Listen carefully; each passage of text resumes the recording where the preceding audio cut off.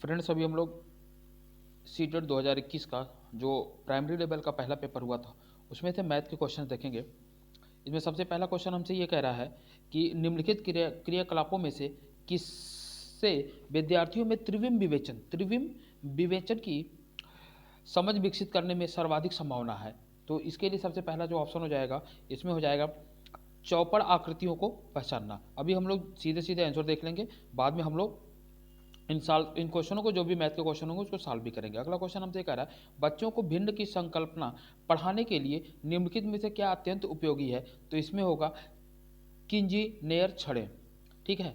अगला क्वेश्चन ये कह रहा है गणित की प्रकृति के विषय में निम्नलिखित में से कौन सा कथन सत्य नहीं है। अगर नहीं है पूछा है तो जाहिर सी बात है ऑप्शन भी हमारा वही होगा जिसमें नहीं हो। तो प्राथमिक स्तर पर गणित प्रत्यक्ष है और कल्पना की आवश्यकता नहीं होती है। अगला क्वेश्चन नंबर 34, शुद्ध कथन को इसमें पहचानना था। तो इसमें जो सबसे पहला कथन है किसी आकृति का आकार उसके परिमाप का निर्धारण करता है, ये सबसे सही ऑप्शन है। क्वेश्चन नंबर 35, निम्नलिखित कथनों में से किसमें संख्या 3 का प्रयोग क्रम सूचक भाव में हुआ। तो क्रम सूचक भाव मतलब जो संख्या नहीं बताता हो, क्रमांक बताता हो। तो ऑप्शन नंबर 2 होगा इसमें सही, मैं इस इमारत की तीसरी मंजिल पर रहता हूं। अगला क्वेश्चन 36, प्राथमिक स्तर पर त्रिभुजों की अवधारणा का परिचय देने के संबंध में शुद्ध कथन को पहचानिए। इसमें होगा आपको बच्चों के समक्ष विभिन्न प्रकार के त्रिभुज प्रस्तुत किए जाने चाहिए परंतु अन्य आकृतियों से दूर रखना चाहिए। ठीक है। क्वेश्चन नंबर 37, गणितीय पाठ्यक्रम के संबंध में शुद्ध कथन को पहचानिए। 37 में हमारा होगा बीज गणितीय विचारों की नींव प्राथमिक स्तर पर ही डाली जानी चाहिए। फिर 38 में कह रहा है 5 क्रमागत संख्याओं का योग 20 है, प्रथम 3 क्रमागत संख्याओं का योग क्या होगा। तो इसका होगा 9। हम लोग इसका सोल्यूशन देखेंगे।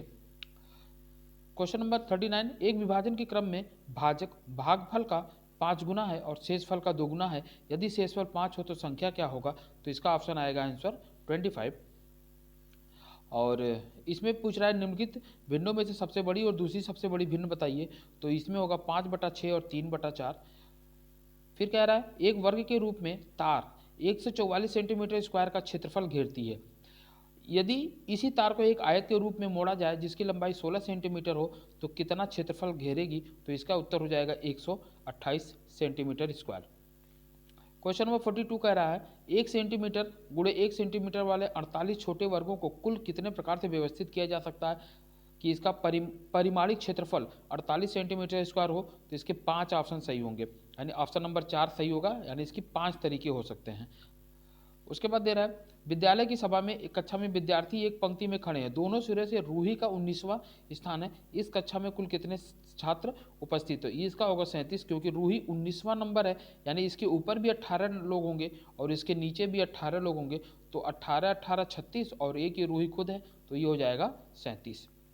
क्वेश्चन नंबर 43, अस्मिता विद्यालय की गोष्ठी में 8:30 पे पहुंचना था, 15 मिनट पहले पहुंची।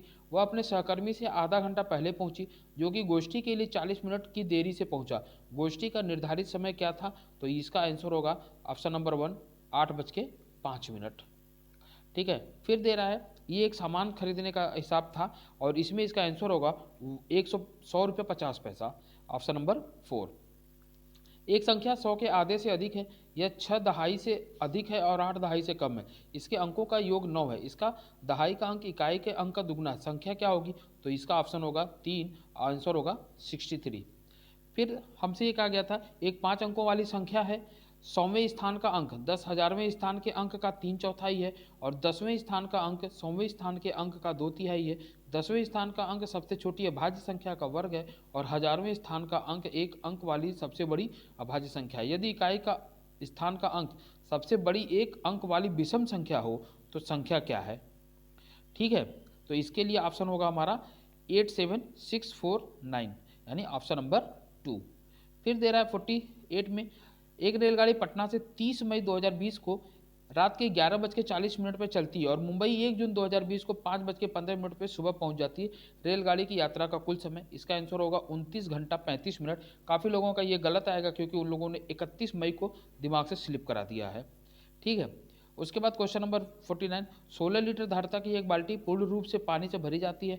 बाल्टी के इस पानी को छोटे छोटे बर्तनों में भरा जाता है। बाल्टी में भरे समस्त पानी को एक मग द्वारा 50 बार में पूर्णतः भरकर निकाल लिया जाता है। तो बर्तन की धारिता पूछा गया था। तो इसमें 16 लीटर है, तो इसको ml में चेंज कर लीजिए और इसको 50 से डिवाइड कर दीजिए और ये आ जाएगा आपका 320 ml। ठीक है, ऑप्शन नंबर 1 सही होगा। फिर हम लोग देखेंगे क्वेश्चन नंबर 50। 17,863 पाने के लिए 8008 और 8088 और 8808 के योग से क्या घटाना होगा? तो इसमें घटाना होगा 7041। ठीक है, क्वेश्चन नंबर 51 में भी ये एक हिसाब दिया हुआ था। एक मारिया एक शहनवाज है, तो इनके अगर नंबरों को जोड़ेंगे तो ये 390 और ये भी 390 आएगा, यानी ऑप्शन नंबर 1 हमारा सही होगा कि मारिया और शहनवाज के कुल प्राप्तांक जो हैं वह बराबर है। एक टैक्सी का मीटर पहले 2 किलोमीटर की यात्रा के लिए 50 का भाड़ा दिखाता है, उसके बाद प्रति किलोमीटर यात्रा के लिए 16 का भाड़ा दिखाता है। मंजू ने अपने घर से रेलवे स्टेशन तक की यात्रा के लिए 258 रुपये किराया दिया, उसके घर से रेलवे स्टेशन की दूरी, इसका आंसर आएगा 15 किलोमीटर।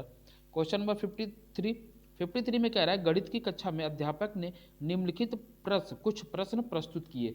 ठीक है ना, तो इसका ऑप्शन हो जाएगा पहला, यानी ए व सी बंद सिरे वाले प्रश्न हैं और बी व डी जो है मुक्त सिरे वाले प्रश्न हैं। जैसे इसमें कह रहा है एक आयत का क्षेत्रफल जिसकी एक भुजा 5 सेंटीमीटर, परिमाप 30 सेंटीमीटर है, तो ये तो फिक्स है ना, इसके आगे तो कुछ हो नहीं सकता, यानी ये बंद है।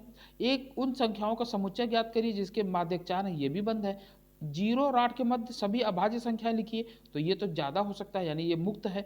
आयतों के बारे में आपको जो भी गणितीय जानकारी हो मुझे बताइए, इसमें भी आप कुछ भी बता सकते हैं, यानी इसका ऑप्शन नंबर 1 सही होगा कि ए और सी जो बंद सिरे वाले हैं और बी और डी जो है वह मुक्त सिरे वाले हैं। क्वेश्चन नंबर 53 गणित के शिक्षण अधिगम संदर्भ में निम्नलिखित में से कौन सी प्रक्रिया वांछनीय है? तो इसमें जो हमारा सही होगा ये संकल्पनाओं की अंतर्दर्शी समझ को प्रोत्साहित करना चाहिए। ठीक है, अब आते हैं क्वेश्चन नंबर 55। रोहित ने अनुभव किया कि वर्ग एक समचतुर्भुज और एक आयत दोनों ही है, यानी एक जो वर्ग है वह समचतुर्भुज भी है और एक आयत है।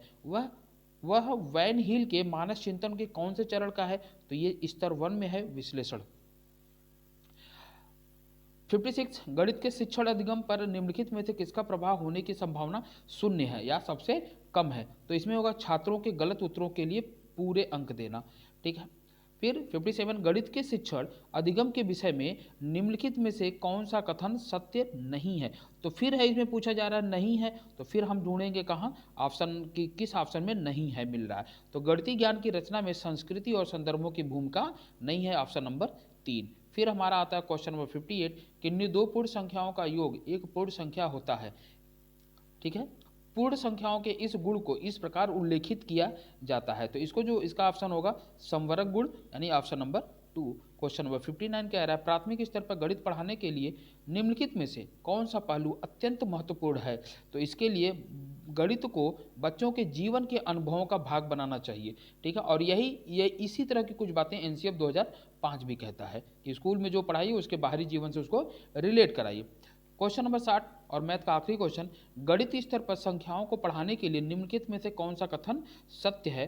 तो इसके लिए देखिए पहला कह रहा है कि संख्याओं की अंतर्दर्शी समझ को प्रोत्साहित किया जाना चाहिए। दूसरा, संख्याओं को लिखना अनुक्रम में पढ़ाना चाहिए। तीसरा, गणना से पहले संख्याओं को संख्यांक रूप में लिखना सिखाना चाहिए। और चौथा कह रहा है संख्याओं के अनुक्रम असंगति को प्रोत्साहित करना चाहिए। तो इसमें जो हमारा सही होगा, इसमें सही होगा ऑप्शन नंबर 2, यानी ए और बी। संख्याओं के अंतर्दर्शी समझ को प्रोत्साहित किया जाना चाहिए और संख्याओं को लिखना अनुक्रम में पढ़ने सिखाना चाहिए।